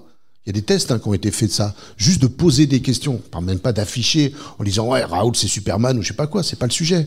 C'est juste de poser des questions, et ben ça c'est filtré. Parce que tout simplement que je vais dire, ça va faire un peu gauchiste de base, mais le grand capital n'a aucun intérêt à qu'il y ait des vraies discussions. Parce qu'à un moment, on va les remettre en question en disant, mais attendez, c'est quoi ce monopole? Pourquoi vous décidez? Quelle est votre légitimité? Quand vous avez une entreprise comme Twitter qui décide de couper le compte du président des États-Unis, même si c'est un dingue, ok, on est d'accord, hein, mais quelle est la légitimité démocratiquement du board, c'est-à-dire de l'équipe dirigeante d'une entreprise, de couper le fil Twitter, donc là on revient sur la liberté d'expression, le fil Twitter du président des États-Unis, qui est quand même une démocratie, hein, on peut en dire ce qu'on veut, mais elle est ce qu'elle est. Mais c'est-à-dire qu'il y a une dérive de la privatisation de l'espace public, de la communication, de l'espace d'expression, qui est énorme. Et comme c'est des multinationales, bah, c'est ce qu'on disait tout à l'heure, c'est de plus en plus réduit, puisqu'on peut pas parler de ça, on peut pas parler de ça, on peut pas parler de ça. Et donc globalement, bah, on se retrouve à Disneyland, quoi. C'est-à-dire tout est beau, tout est propre, on est tous rasés de près et tout, c'est super. Et donc qu'est-ce qui se passe? Bah, vous avez d'autres plateformes à côté qui se créent. C'est-à-dire que vous avez YouTube et puis vous avez Odyssée à côté, où là, effectivement, les gens peuvent s'exprimer. Et là, il n'y a pas de modération. Donc, effectivement, bah, c'est complètement récupéré, notamment par l'extrême droite et par notamment beaucoup de ces gens-là. Donc, alors pourquoi aujourd'hui on en est là? Pour moi, mon analyse, c'est que les pouvoirs ont peur. On a oublié la mort. Enfin, je veux dire, la mort, surtout dans notre civilisation occidentale, la mort n'existe plus. On perd personne, tout le monde a peur de la mort. On ne prépare pas la mort avec la vie. Ce qui fait qu'on veut une vie sans risque, ce qui n'existe pas, puisqu'on connaît tous la fin du film. Hein. Et donc, comme on a peur de ça, les gens vivent dans la peur. Et comme ils ont peur, ils se referment. Et quand ils se referment, qu'est-ce qu'ils font? Ben, ils ont peur de l'autre. Et comme ils ont peur de l'autre, eh ben, c'est les régimes totalitaires. Et quand on regarde ce qui se passe en Europe, là, on a clairement une dérive pré-fasciste. Faut pas se mentir. Jamais, si on regarde aujourd'hui les gouvernements, ben, je prends Orban, mais même chez nous, enfin, je veux dire, ce qui est en train de se passer, les règles depuis Macron, mais même avant, les 49.3, les trucs, les machins. Allons-y, la démocratie, on s'en fiche. Les députés, on s'en fiche. Il y a une dérive de totalitaire. Et le pire, c'est qu'il y a une accoutumance. On commence à avoir une accoutumance à une société de surveillance, à une société de policière. Moi, je sais pas, quand j'étais minot, quand j'allais à la Fnac, on fouillait mon sac en sortant, pour voir si j'ai pas piqué quelque chose. Maintenant, on fouille mon sac en rentrant. Et vous avez même des gens, ils courent à la caisse pour dire, regardez, j'ai rien. Vous n'avez plus d'intimité, on est où là? Donc il y a une bascule. Je sais pas, vous vous souvenez, les téléphones portables, vous vous souvenez, il y a quelques années, combien tout le monde coupait son numéro, c'est-à-dire qu'on n'affichait pas son numéro de téléphone dans les débuts du portable. Je sais pas si pour les premiers qui ont eu des téléphones, avant ça affichait le numéro et on faisait que ça affichait pas le numéro. Genre, maintenant, quand on ne sait pas qui c'est, on décroche pas. C'est intéressant d'observer ces inversions de là, parce qu'on est dans un état où la peur s'installe de plus en plus, la peur y compris de nos gouvernants, de la police. Hein. Moi, je connais pas mal de gens et moi j'en fais partie. Chaque fois qu'on se fait arrêter, on n'est pas tranquille, quoi. Et pourtant, je suis pas forcément un délinquant, quoi. C'était pas le cas il y a 10 ans, ou il y a 20 ans, ou il y a 30 ans. Moi, mon père, il me disait, va voir la police si t'as un problème, va voir le policier. Hein. Donc, il y a une dérive à qui on peut faire confiance. Alors, on se retrouve à faire confiance à sa communauté, puisqu'on peut plus faire confiance au collectif. Et c'est là qu'on revient sur ce qu'on disait tout à l'heure, sur ces histoires de communautarisme par rapport à cet universalisme. Et donc, ces notions d'offense. Moi, dans ma communauté, on fait pas ci, on fait pas ça, on mange pas de cochon, on mange pas ci, pas ça, on n'a pas le droit de dessiner de sorcière, ou je sais pas quoi, voilà. Et puis, et ils sont en train de détruire la République, ces gens-là. Ils sont en train de nous l'abîmer, ce beau projet. Et alors après, je suppose que certains d'entre vous ont un peu voyagé, hein. On est quand même bien en France, mais c'est d'autant plus qu'il faut bien le préserver, parce que quelque part, on n'arrête pas de dire qu'on est un petit pays, on est peut-être un petit pays, mais sur ça, on est, pour ceux qui ont voyagé, hein, quand on parle de la France, et puis effectivement, la liberté d'expression, la laïcité, c'est pas n'importe quoi. Quand je vois tous les problèmes qu'ils ont eu au Liban, pour arriver à faire un gouvernement, parce qu'il faut faire des quotas entre les religions, c'est là qu'on se dit, la laïcité, c'est quand même pas mal, quoi, hein, parce qu'au moins, il serait tout de suite efficace, hein. Oui, ce que vous disiez, je suis tout à fait d'accord, c'est qu'il y a la France reste un modèle, entre guillemets, idéologique, voilà, avec une histoire, et puis historique, etc. Mais défendons-le, parce que franchement, c'est pas ceux qui sont des riches qui les défendent, hein, moi je trouve, hein, sur ces temps-ci. Hein. Mais là, je n'engage que moi. Voilà, moi je dirais déjà en matière de protection sociale, je crois que la France est le seul pays au monde qui protège autant. L'histoire du vaccin, d'accord, depuis le 17... C'était au milieu du 17 mars 2020, à midi. Voilà. Moi, dans mon fort intérieur, je me disais, c'est un virus qui nous rappelle qu'on est tous mortels. J'ai travaillé dans une collectivité territoriale. On a connu tous les virus possibles et inimaginables, y compris la grippe H1N1. On a toujours été au contact du public, sans masque, sans rien. Donc, moi, quelque part, ce virus, il me dérange un peu. Hormis qu'au départ, c'était une pandémie qui était mondiale. Après, on en a fait une histoire un peu franco-française. Par rapport au vaccin, moi, je me dirais que c'est la collectivité qui devrait primer sur le reste. Parce que dans 4 ans, on y sera encore. Si chacun veut arranger les choses à sa sauce. Enfin, il y a plein de choses à dire. Les journalistes, ils en ont fait des gorges chaudes. Ils ont utilisé les médecins, ça c'est clair. Mais ils ne sont pas non plus exemples de modèles, quoi que ce soit. Moi, je sais que pendant des mois, j'ai boycotté tout ce qui était CNews, BFM et j'en passe. On se levait avec, on se couchait avec. Il y avait 100 000 actualités qui tombaient tous les jours. Ça ne voulait pas devenir dingue. Voilà, moi, j'ai fait le choix de ne plus écouter. Et malheureusement, on arrive à 2 ans maintenant. Et ça continue. Après, c'est aux gens aussi, peut-être, de protester ou d'arrêter de prendre pour argent comptant tout ce qui est véhiculé au niveau de l'information. Ce que vous disiez par rapport au collectif et au personnel, prenons le cas, par exemple, effectivement, d'une pandémie, c'est indéniable que c'est le collectif qu'il faut protéger. Là-dessus, la question ne se pose pas. La question, c'est comment. La question, c'est comment et est-ce qu'on a le droit d'avoir un débat là-dessus ? À partir du moment où on est tous concernés, est-ce qu'on considère que c'est un comité de défense sous secret de défense qui décide à 10 sur le destin de 80 millions de personnes, ce qui est le cas aujourd'hui, juridiquement. Vous n'avez pas le droit d'avoir les comptes rendus de ces réunions, alors que on n'est pas en guerre. On est juste en train de voir comment on peut faire au mieux en fonction d'une pandémie. S'il y a des choix qui ont été faits, qui ont été imposés de façon antidémocratique, puisque aujourd'hui, les décisions qui nous concernent tous, y compris sur les décisions de limiter les déplacements, qui sont les fondamentaux là aussi. Je ne dis pas qu'il faut faire ou pas le faire de limiter les déplacements. Je dis juste que cette décision est prise de façon unilatérale, de façon le plus haut. Et c'est là que je reviens sur ce que je disais. Quand on regarde la Déclaration des droits de l'homme, les droits de l'homme, l'article 1, c'est que nous sommes tous libres et égaux en droit. Et c'est après qu'on nous dit que la sûreté, etc., nécessite telle chose, etc. Mais en premier, nous sommes libres et égaux en droit. Et ce qui est choquant, c'est que la peur fait inverser les choses. Donc bien sûr que c'est le collectif.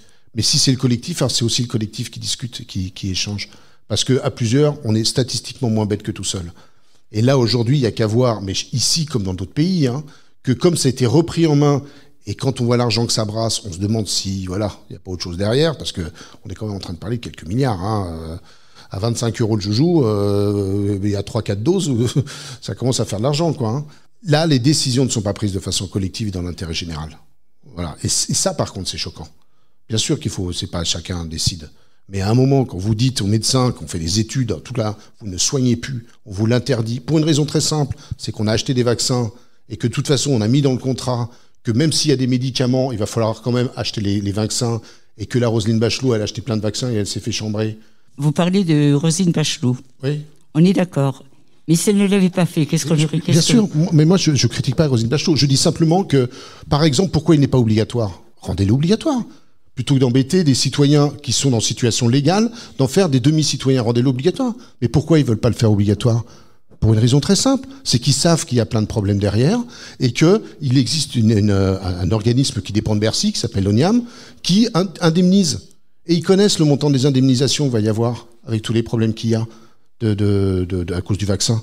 Donc ils ne veulent pas financièrement prendre le risque financier, l'État ne veut pas prendre le risque financier. Or aujourd'hui, qu'est-ce qui se passe ? Si vous vous retournez là parce que vous avez eu un problème avec le vaccin, vous retournez contre Pfizer. Pfizer a passé un accord avec l'Europe, c'est-à-dire que pour tous les procès, c'est l'Europe qui paye, c'est pas Pfizer. C'est grandiose. Liberté d'expression, quand à un moment on ne peut plus dire ça. Juste questionner, je dis pas affirmer, je dis poser la question, expliquez-moi à qui que ce soit, pourquoi aujourd'hui vous avez des contrats qui sont caviardés. On ne peut pas voir les contrats. Comment ça se fait que sur un truc aussi important qu'un vaccin au niveau mondial, ce soit celui qui fabrique le vaccin qui fasse les preuves de son efficacité. Vous faites ça n'importe où, dans n'importe quelle entreprise, en disant, si promis, regarde, je me suis testé moi-même. On vous regarde en disant, vous êtes jugé parti. Enfin, ça n'existe pas, ça. Mais là, ça passe. C'est juste, je reviens sur notre sujet de la liberté d'expression, c'est juste ça le problème. C'est-à-dire qu'à un moment, il y a des choses qui sont décidées de façon opaque, sans transparence, et que surtout, il n'y a pas de débat et de liberté d'expression. Moi, c'est ça qui me dérange. Je dis pas qu'ils ont tort et ils ont raison, c'est pas le sujet. C'est comment ça se fait qu'on ne peut pas en discuter. Pourquoi ? Parce que les gens ont peur, donc comme tout le monde a peur, on se met derrière le chef. C'est classique, hein. Il y a les attentats, il y a les trucs, c'est classique, hein. C'est dès qu'il y a un problème, on fait une guerre et puis on se met tous derrière, hein. Ça va toujours exister. Et c'est ça qui est choquant. Et je reviens sur mon histoire de liberté d'expression. Faites des dessins sur le Covid, vous vous faites banner, quoi. Ils sont jetés, quoi. Par rapport au dessin, moi, et à la liberté dont vous parlez, ma question là maintenant, c'est parce que ça me laisse soucieux de savoir justement, je m'en rends compte aussi dans la vie de tous les jours, les limites dans lesquelles on est, je me sens de plus en plus enfermé. Au niveau des dessins et de l'ensemble des dessinateurs que vous êtes, enfin, quels sont les moyens à votre disposition pour casser cette muraille de censure? C'est vous. C'est vous de prendre les dessins et de les diffuser. Le problème, c'est ça. C'est-à-dire que nous, on peut faire tous les dessins, les mettre sur nos sites. Mais c'est vous, dès que vous voyez un dessin, mais diffusez-le. On disait, le dessin, en termes d'expression, c'est beaucoup plus, on va reprendre encore un punch beaucoup plus efficace, si je puis dire, qu'un long texte d'explication. Voilà. On voit bien que quand on commence à faire appel à l'intelligence avec un long texte, ça marche pas. Vous mettez un dessin choc ou une photo choc, ça marche. J'allais dire, chacun d'entre nous, exprimons-nous en dessin. Il y a un dessin qui nous plaît, stock, en disant, voilà, moi peut-être pas à 100%, mais ça me parle. Bouf, je le balance. Je le fais savoir, je le fais circuler. Moi, c'est l'histoire des caricatures de Mahomet. Il y avait deux stratégies par rapport à ça. Soit on faisait comme ils ont fait les trois quarts, je sais plus quel journal, je crois que c'était le Figaro. Ils avaient dit, je suis Charlie, mais ils ont produit aucune des caricatures. Ils ont eu peur. Mais il faut que tout le monde les prenne, il faut qu'elles soient partout. Il faut le diluer. À un moment, si tout le monde met les caricatures de Mahomet partout, sur tous les sites, qu'est-ce qu'ils vont faire? Mais plus rien, ça va se banaliser. Qu'est-ce qu'ils peuvent faire? Rien. Oui, effectivement, s'il y en a qu'un, on leur tape dessus. S'il y en a deux, ouais, ça commence à être chaud. Mais si tout le monde le fait... Mais les gens ont oublié qu'il existe le collectif et qu'on est plus fort ensemble. C'est juste ça. Par exemple, les images qu'il y a dans Charlie Hebdo, par exemple, ou dans comment s'appelle l'autre journal humoristique déjà, excusez-moi, parce que le canal enchaîné, merci. Chaque fois que je vois des images comme ça, moi, avec les amis que j'ai, avec ma famille, je profite ça en mettant ça presque sur le niveau de l'humour pour faire réfléchir les gens. C'est ça qui est important. On a une image qui est percutante. Quand vous voyez cette image, il faut absolument réagir, c'est sûr. C'est le moyen, tout à fait. Et la diffuser. C'est tout bête, mais chaque personne qui est interpellée par une photo ou un dessin leur produit à 10, comme ça aurait pu se faire avec les caricatures de Mahomet, la question ne se posait plus. C'était envahi, c'était... je vais reprendre Kant, et le courage de ton entendement et le courage de ton opinion. C'est juste, moi, ce que je dis, c'est ce que j'ai mis sur mon site, Pourquoi je fais de l'artivisme? C'est affirmez-vous, affichez-vous. Voilà. Et assumez, quoi. Assumez le fait d'avoir une idée et de la dire. Voilà, vous avez le droit, dites-le. Parce que si tout le monde a « Ah non, j'ose pas, etc. » Ben voilà, on se retrouve à bouffer McDonald's et à boire Coca et c'est tout, quoi. Par rapport à une campagne du Conseil de l'Europe qui a été supprimée récemment, Alors, le Conseil de l'Europe, attention, ce n'est pas l'Union européenne. Hein. C'est beaucoup plus large. Hein. Il y a plus d'une quarantaine de pays dans le Conseil de l'Europe. C'est pas la même taille que l'Union européenne. Donc, il y avait une campagne pro-hijab qui avait été diffusée. Alors, c'est pas caricature, mais c'est quand même question de l'image. Et donc, dans cette campagne, il y avait des femmes qui portaient d'un moitié de visage le hijab, et l'autre moitié, c'était autre. Alors cette campagne, elle a fait un scandale, bien sûr, parce que on promettait là-dessus de dire oui, porter l'hijab, c'est classique, c'est sympa, il n'y a pas de souci, faut le faire. Mais cette campagne, forcément, allait un petit peu à l'encontre des droits de la femme. Et aller sur la capacité aussi de se dire, est-ce que finalement, comme beaucoup de religions et vraiment beaucoup de croyances diverses et variées, à chaque fois oppriment la femme par rapport à l'homme. Donc il y avait cette logique-là. L'Union européenne donc a pas dit grand-chose, mais par contre la France s'est manifestée. Le 24 heures après, la campagne a été retirée. Je pense que c'est salutaire. Heureusement, on n'imagine pas que des fonds publics puissent financer une telle campagne. Et heureusement que la France est intervenue. Par contre, on est sur une question de la censure aussi. Donc, quid dans ce débat-là de liberté d'expression? Il y a aussi... c'est pas la liberté de conscience. La liberté de conscience, c'est une liberté absolue. On ne peut pas imaginer ce qu'il y a dans la tête des gens et avoir ses limites. La liberté d'expression, c'est une liberté aussi qui est relative. À un moment, si on a quelqu'un qui prône le racisme, prône les discriminations, prône l'homophobie, effectivement, il faut l'empêcher de lui dire. De lui dire. Donc il y a toujours un petit peu cette liberté à demi-teinte, à demi-blocage. Alors, sur ça, plusieurs points. D'abord, le racisme, c'est pas une opinion, c'est un délit. Donc déjà, c'est pas une liberté d'opinion, c'est un délit. Comme l'homophobie, c'est des délits. Donc déjà, on évacue tous les propos qui peuvent être tenus là-dessus. Cette histoire de voile, c'est intéressant. Est-ce que c'est à l'État de décider comment on s'habille? C'est une vraie question. Il fut une époque où la moustache est obligatoire pour les hommes. Il y a 150 ans, il y a 200 ans, la moustache est obligatoire. Jusqu'où? Donc, moi, que quelqu'un porte le voile, alors je parle pas le truc où avec la grille et tout, hein. Voilà, c'est ça, que quelqu'un porte le voile, moi ça me choque pas. Par contre, ce qui me choque, c'est que c'est un signe religieux et qu'ils associent ça à la liberté. Là, on n'est plus dans la liberté d'expression, non, ça c'est pas le sujet. Le sujet, c'est de prendre un signe religieux et d'associer ça à la liberté. Et là, on sort du principe de neutralité. Donc dans cette campagne-là, c'est pas l'histoire de la femme. Moi, elle se sent libre avec un voile, elle se sent voile. Nos grands-mères, ma grand-mère, elle avait un voile, hein. Donc c'est pas le sujet. Le sujet, c'est pas ça. C'est juste l'assimilation d'un signe religieux à une liberté qui est choquante dans cette publicité-là, fait par un organisme public. Donc sur quelque part un peu mes impôts. Bon, indirectement. Ça c'est ça sur cette campagne-là, c'est ça qui est choquant. C'est-à-dire cette assimilation, mais tout simplement parce que l'Europe n'est pas laïque. Enfin, il y a qu'à regarder combien il y a de pays laïques. Dans les grands pays laïques, on avait la Turquie, mais là, c'est mort. On avait l'Irak, c'est mort aussi. Hein. Donc le Portugal, ouais. Donc la Turquie, Mexique, Portugal, France, je suis pas sûr pour l'Irak.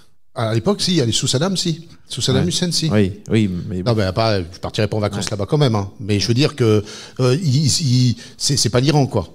Ce que je veux dire, c'est qu'on n'était pas dans une forme de démocratie non, mais c'est pas la même chose. Oui, c'est que c'était pas sur une base religieuse. La laïcité inclut aussi une garantie des libertés individuelles un petit peu moins qui sont respectées. Liberté de conscience, effectivement, mais aussi, pour qu'elle puisse exprimer correctement cette liberté de conscience, il faut qu'il y ait d'autres libertés qui soient aussi garanties dans le spectre du fonctionnement politique de l'endroit. Sinon, ça va être un petit peu difficile. En même temps, la question, c'est de savoir est-ce qu'on considère qu'il y a une séparation des gens en fonction de leur religion. Et effectivement, en Europe, c'est pas le cas. Donc, c'est vrai que pas mal de pays ne comprennent pas qu'à un moment, on dise, non, ça, c'est à toi, ça, c'est ta religion, c'est ton truc, ça me regarde pas. Enfin, moi, je fais mon business, tu fais ton business, et puis, ne m'embête pas, quoi. Et c'est ça que j'ai trouvé choquant, et c'est cette histoire de voile, c'est qu'à un moment, moi, c'est toujours les chaînes de décision qui m'interpellent. Et c'est exactement pareil que quand le ministère a fait Mohamed par la Sylvie, c'est ça la laïcité. C'est-à-dire, à un moment, il n'y a pas des gens qui relisent. Ils ont tellement peur de leur chef qui a dit OK, qu'il n'y en a plus un seul qui a une opinion. C'est sûr, parce que c'est comme ça que ça marche. Hein. Participer à un paquet de groupes de travail au niveau national, au niveau départemental. C'est comme ça que ça marche. C'est-à-dire qu'il y a le chef à plume qui fait son truc, etc. Oui, regardez ça, il n'y en a pas un seul qu'ose la ramener, parce qu'au cas où. Et puis, résultat, ça fait tout le chemin, puis bon, ils font une bouse, quoi. C'est un truc complètement hors sujet. Et ouais, je pense qu'on en est là. Du foulard de Creil en 1989, la République n'a pas arrêté de reculer. Ouais. Et on se souvient quand ça a commencé. Ça a commencé pourquoi ? Parce qu'à un moment, il y a une gamine qui vient avec un voile. Voilà. Le directeur, il dit « je fais quoi ?» Il appelle au-dessus, et au-dessus, ils disent « débrouille-toi ». Ah, c'est comme ça que ça a commencé. La lâcheté des dirigeants. Et le père d'une des gamines qui a fait beaucoup d'intimidation. Ah oui, mais au début, c'est parce qu'à un moment, il a été lâché par sa hiérarchie. Il est obligé de gérer le truc. Ces gens-là ne méritent pas les postes qu'ils ont. Ceux qui sont en haut, ils ne sont pas au niveau. Et on le paye encore des années après, ce truc-là, quoi. Bien sûr, ça a commencé comme ça, ouais. Par la lâcheté d'un recteur qui n'a pas dit « bah non, on ne le fait pas rentrer, j'assume ». On dit au directeur « débrouille-toi avec la gamine et puis le père devant la porte ». Et hop, ça y est, on a laissé le truc. C'est pour ça qu'il ne faut rien lâcher. Il ne faut rien lâcher. Jamais. Ce que je pensais aussi sur cet art, parce que c'est un vrai art, le dessin, on n'a pas parlé des techniques. Comment on fait pour croquer un dessin de presse ? Alors, dessin de presse ou dessin d'idée, on va partir sur un dessin d'idée. Ce qui est important dans un dessin d'idée ou un dessin de presse, il doit avoir une chute. Parce que sinon, c'est une illustration. C'est-à-dire, je vais faire un article sur les petites fleurs et puis je vais dessiner une fleur. Bon, ok, ça fait joli. Mais il faut qu'il y ait une vanne dedans. Faut qu'il y ait une chute, qu'il y ait quelque chose, quoi. Faut regarder le truc. En général, hein, souvent, c'est la thématique. Prenons n'importe quoi, hein. Un dessin sur le Covid.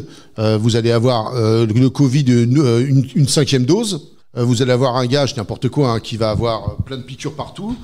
Et puis la vanne, ça va être la bulle, ça va être il y a plus de place maintenant pour la suivante, ouais, par exemple.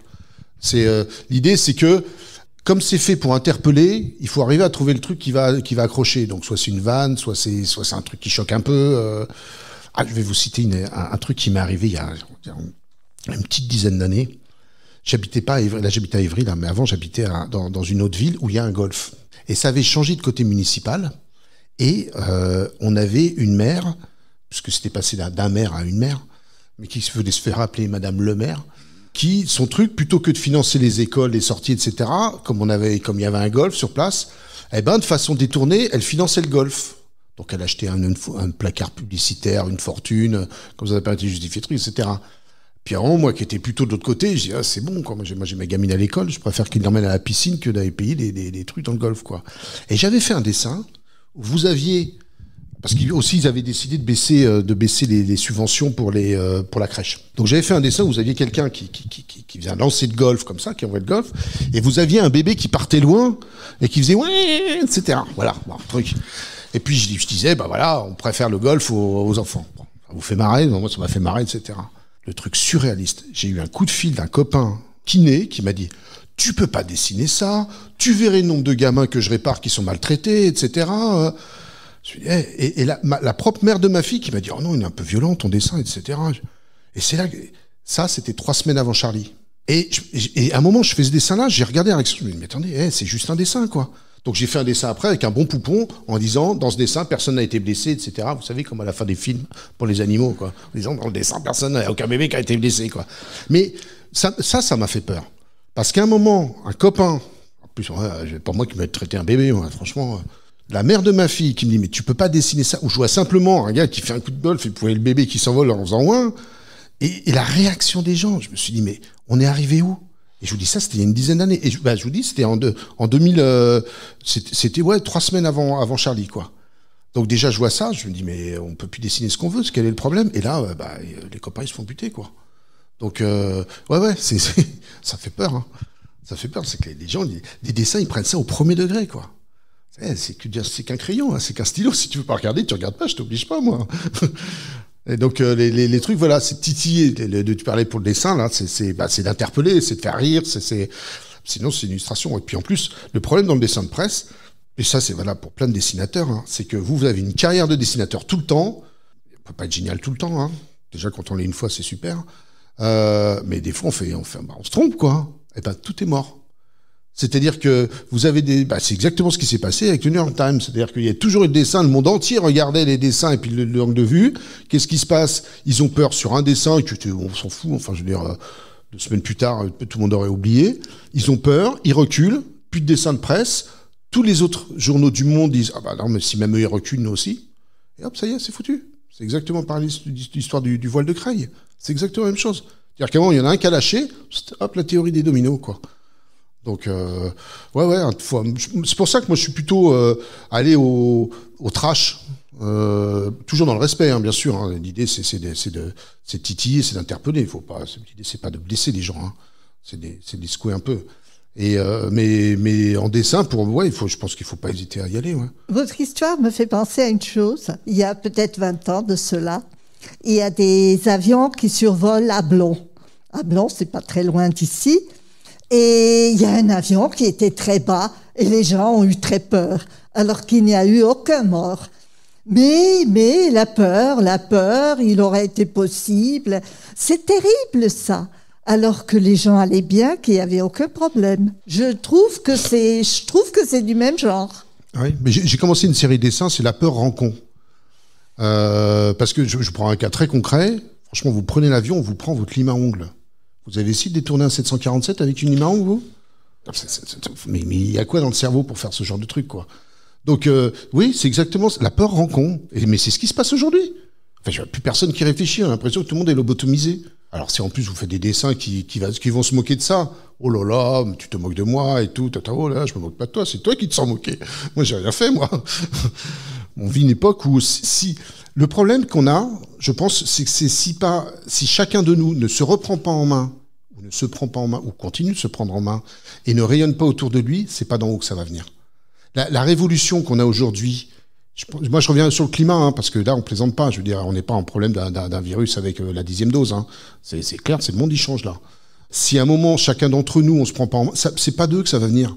Enfin, quand on a, pardonnez-moi, là, je vais encore faire parler de notre président, mais quand il veut mettre des mini-centrales nucléaires un peu partout, quand on voit le bazar que ça fait, quand on voit des décisions qui sont prises comme ça, qui sont des décisions criminelles, de mettre des centrales nucléaires. Là, aujourd'hui, on a 2 centrales nucléaires qui vont être noyées dans 50 ans avec le réchauffement climatique. On le sait.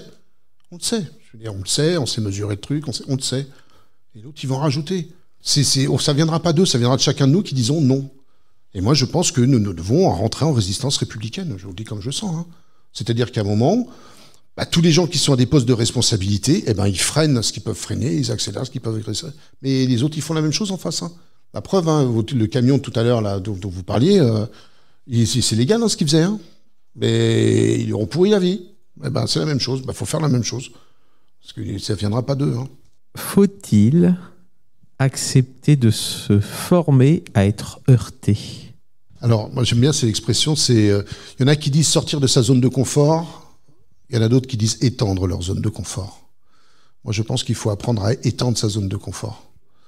Et non contraire, ce que vous disiez tout à l'heure, se sentir, mais moi le premier, hein, je me sens de plus en plus, j'ai l'impression d'être de plus en plus serré, j'ai plus le droit de ci, j'ai plus le droit de ça, est-ce que j'ai bien signé mon autorisation pour aller voir mon pote et tout, enfin, ça devient...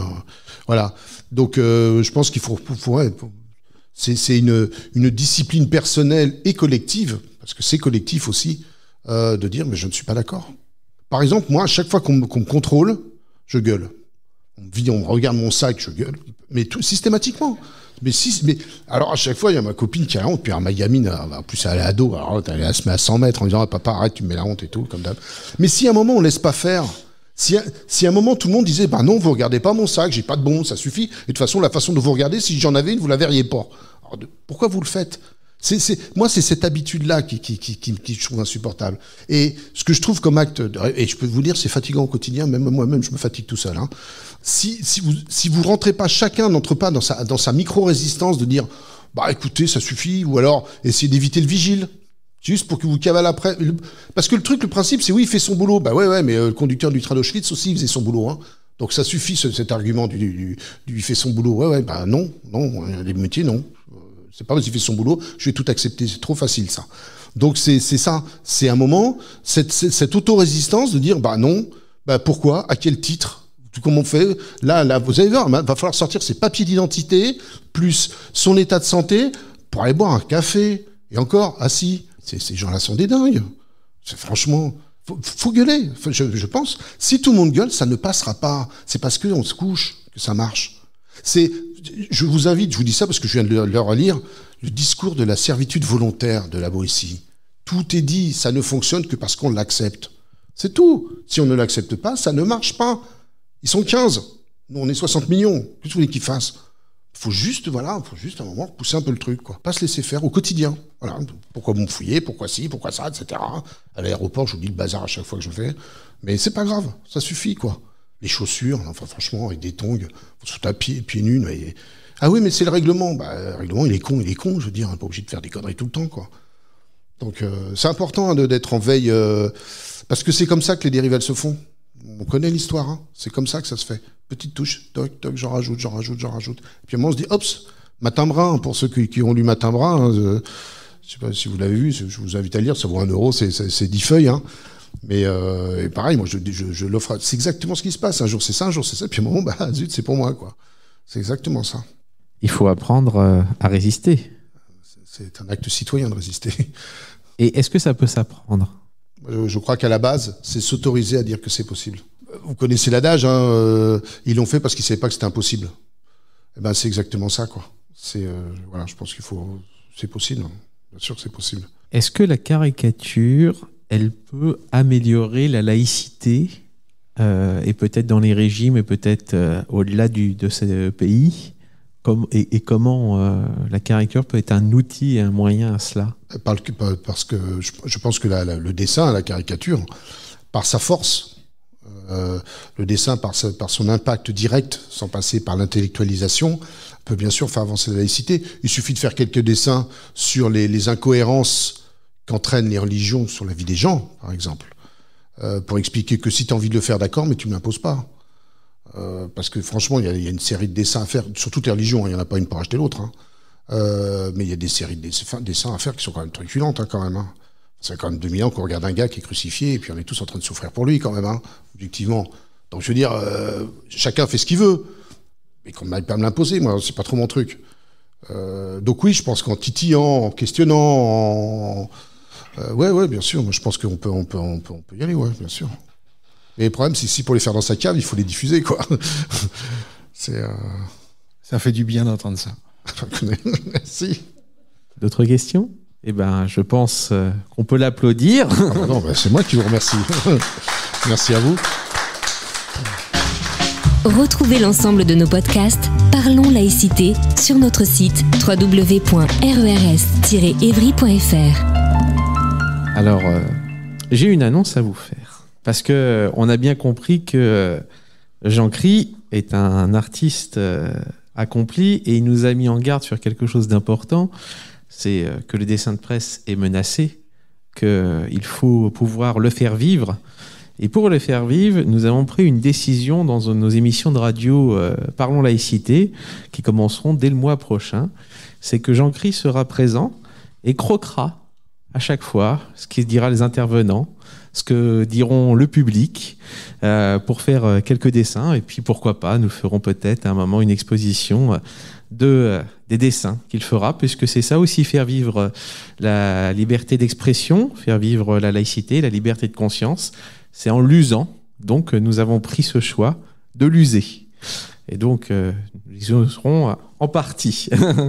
Voilà, ça c'était pour la petite annonce. Vous dire maintenant que la prochaine émission, aux réserves bien sûr que les conditions sanitaires le permettent, on va parler de laïcité et fragments de vie de violences faites aux femmes. Et on aura Julie qui viendra témoigner de ça. Ça sera bien sûr peut-être un peu plus lourd que ce qu'on a vécu là, mais ça sera pour l'émission de février.